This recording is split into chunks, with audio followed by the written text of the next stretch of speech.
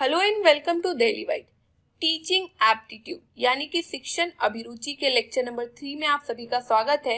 जैसा कि हम लोग प्रीवियस लेक्चर्स में बात कर चुके हैं, ये जो टीचिंग एप्टीट्यूड की सीरीज बन रही है वो किन लोगों के लिए इम्पोर्टेंट होने वाली है, जो कि बीएड हो या फिर बीएड स्पेशल एजुकेशन के एंट्रेंस एग्जाम में इन्वॉल्व होने वाले हैं इस ईयर।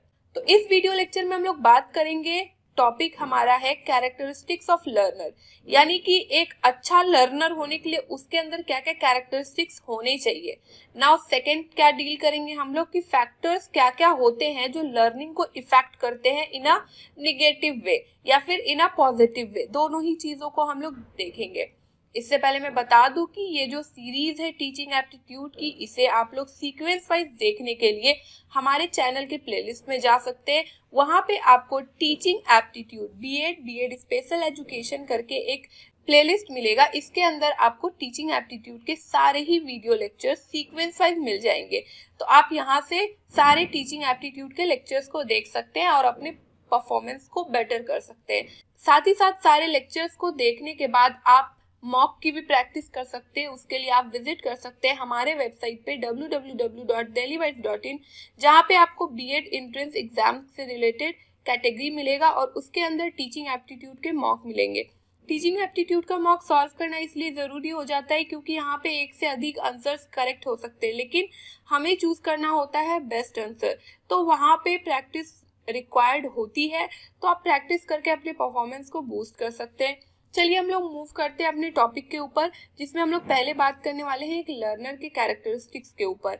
यहाँ पे कुछ कैरेक्टरिस्टिक्स दिए हुए हैं, जैसे कि पर्सनल हो, लर्निंग हो, गोल या एम ओरिएंटेड हो, लाइफस्टाइल हो, स्टडी हैबिट्स हो, या टेक्नोलॉजिकल एक्सपीरियंस हो, या रिसोर्स हो।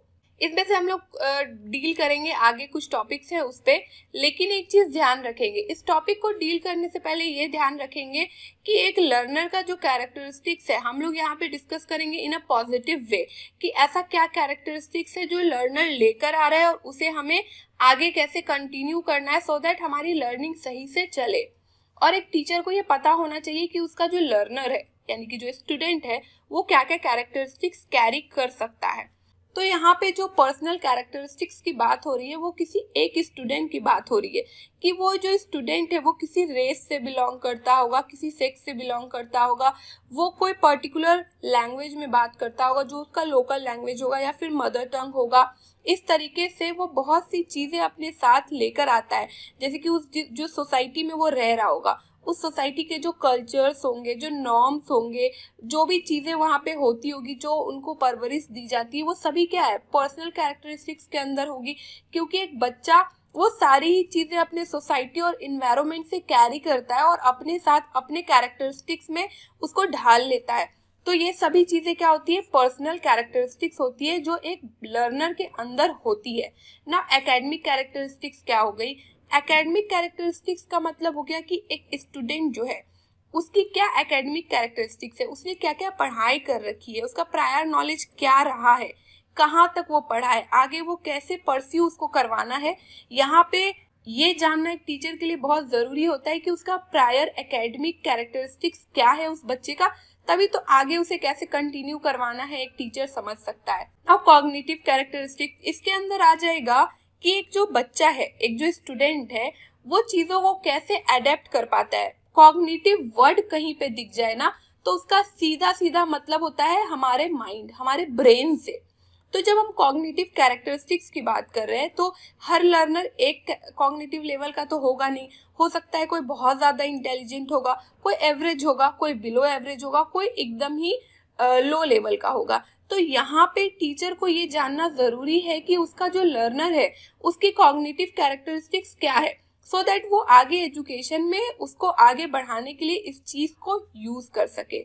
नाउ सोशल कैरेक्टरिस्टिक्स, यहाँ पे सोशल कैरेक्टरिस्टिक्स का मतलब क्या हुआ कि जो एक स्टूडेंट है अगर उसे 10 लोगों के बीच काम करने को दे दिया जाए, इसका मतलब एक ग्रुप में काम करने को दे दिया जाए, तो वो ग्रुप में कैसे काम करता है, लीडर की तरह काम करता है, काम कर भी पाता है या नहीं। क्योंकि आप खुद भी आप अपना स्कूल टाइम याद करेंगे तो आपको खुद भी याद आएगा जब ग्रुप्स क्रिएट कर देते हैं टीचर्स, तो आप लोगों में से ही कोई ऐसा होगा या आपके क्लास में आपको कोई याद होगा, कोई एक ऐसा पर्सन होता होगा जो उस ग्रुप से कभी सेटिस्फाई नहीं होता है, उसे वो ग्रुप में काम नहीं करना होता है।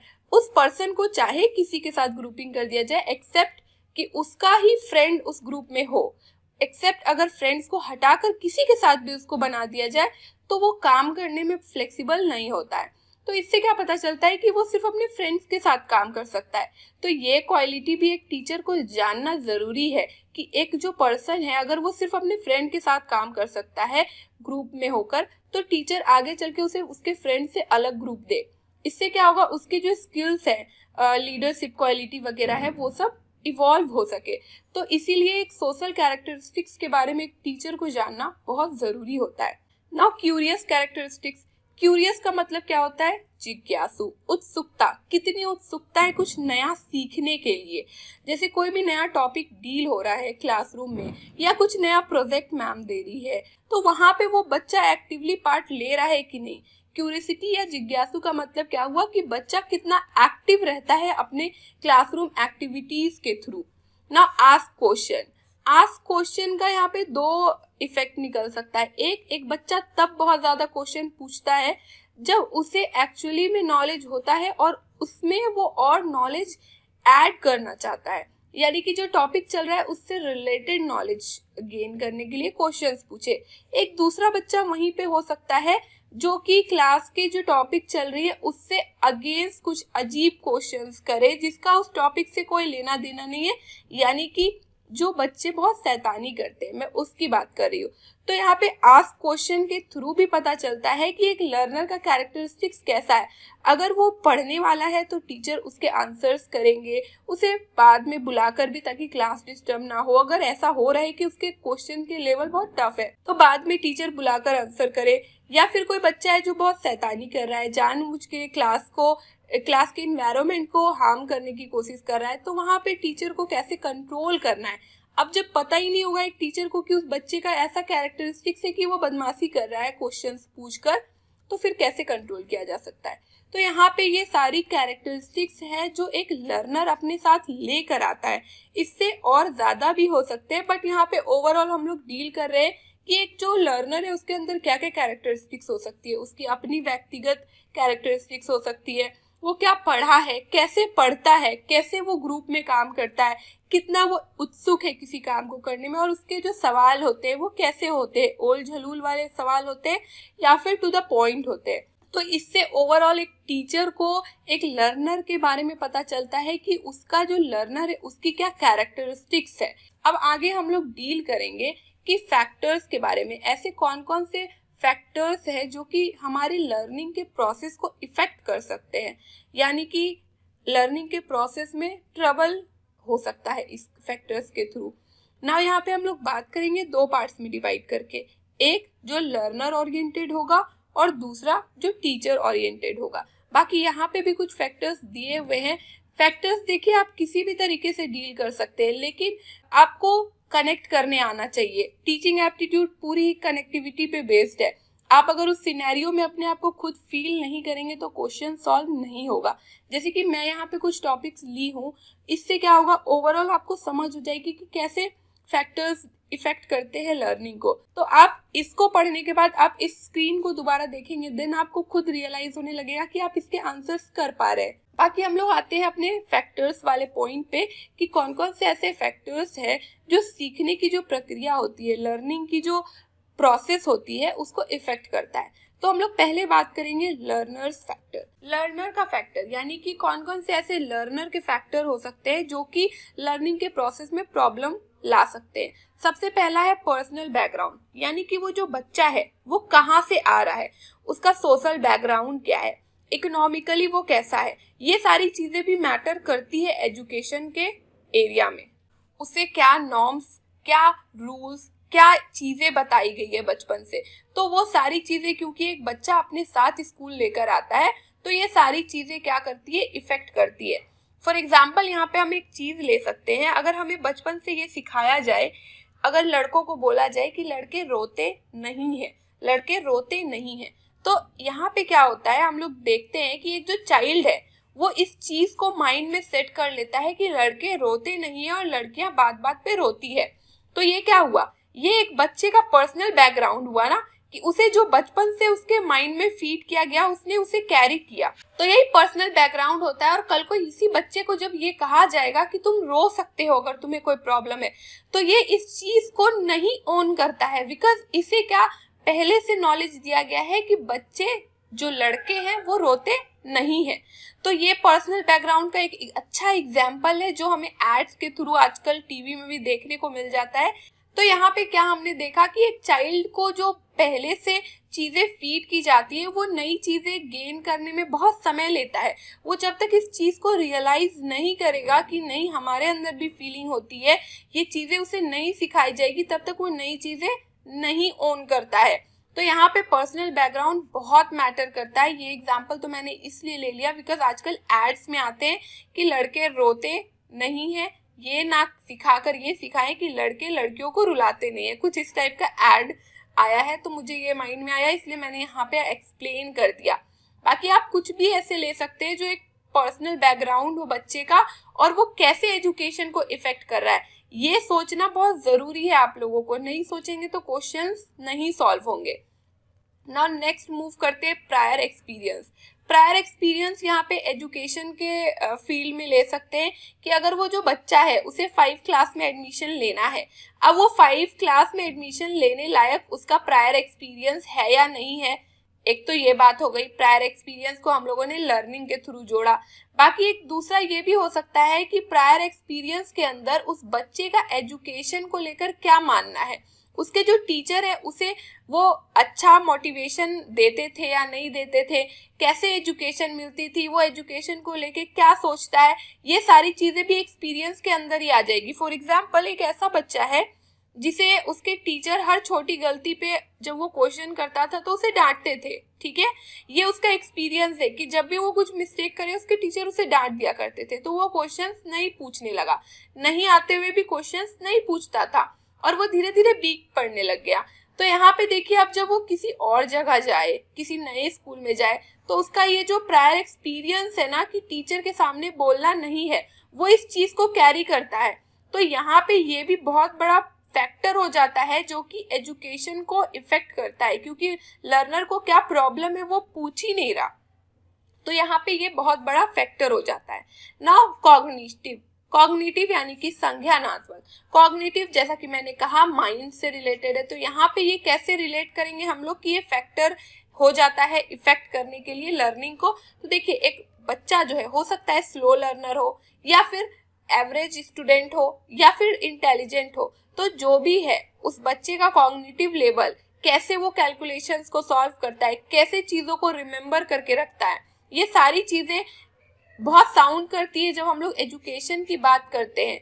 तो यहाँ पे एक बच्चे का कॉग्निशन का लेवल जो है, उसको चीजों को लर्न करके रखने का, समझने का, सारी चीजें मैटर करती है।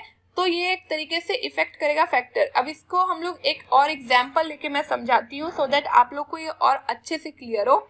मान लेते हैं एक स्लो लर्नर है, क्योंकि उसका प्रायर एक्सपीरियंस जो है अच्छा नहीं है, क्योंकि वो कुछ भी टीचर से अपना पूछ रहा था तो टीचर उसे डांट रहे थे, तो अब वो पूछना बंद कर दिया। अब ये जो स्लो लर्नर है वो इस कैरेक्टरिस्टिक्स के कारण, अपने एक्सपीरियंस के कारण, क्योंकि टीचर ने कोऑपरेट नहीं किया, तो अब ये क्या हो गया, स्लो लर्नर में कन्वर्ट हो गया। तो यहाँ पे इसका माइंड जो है वो स्लोली वर्क करने लगता है। ये तो यहाँ पे एक फैक्टर बन जाता है लर्निंग को इफेक्ट करने के लिए। नाउ नेक्स्ट मूव करते हैं हम लोग इंटरेस्ट की ओर। इंटरेस्ट के अंदर क्या हो गया कि एक बच्चे का क्या इंटरेस्ट है एजुकेशन को लेके, क्योंकि मैंने पहले भी बताया है प्रीवियस लेक्चर्स में कि इंटरेस्ट एक बच्चे का एजुकेशन को लेकर होना बहुत जरूरी है। वरना एक बच्चे को आप कितना भी कोशिश कर लीजिए पढ़ाने का, अगर वो खुद इच्छुक नहीं होगा पढ़ने के लिए तो आप उसे नहीं पढ़ा सकते हैं। नाउ मोटिवेशन, एक बच्चे के अंदर क्या मोटिवेशन है एजुकेशन को लेके, वो एजुकेशन का महत्व भी समझता है या नहीं, नहीं समझता है तो उसे किसी ने समझाने की कोशिश की है या नहीं, अगर वो सही चीजें करता है तो उसे सामने से लोगों ने मोटिवेट किया है कि नहीं, अरे वाह तुम बहुत अच्छा कर रहे हो, क्या उसने कभी कुछ गलत किया या मार्क्स कम लाए हैं तो उसके फैमिली में या टीचर ने उसे सही रास्ता दिखाया है कि नहीं, कि तुम कैसे अच्छे मार्क्स ला सकते हो, मोटिवेट किया है कि नहीं।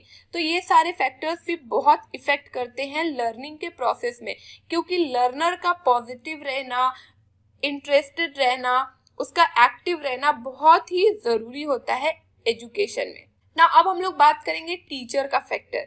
एक टीचर के अंदर क्या क्या चीजें लैक करेगी तो वो टीचिंग को इफेक्ट करेगी। सबसे पहली बात कॉन्फिडेंस। अगर एक टीचर के अंदर कॉन्फिडेंस ना हो तो वो बच्चे उसे क्या करेंगे, उलझाने लगेंगे। फॉर एग्जाम्पल मान लेते कोई नया नया टीचर पढ़ाने को कहीं पे गया है।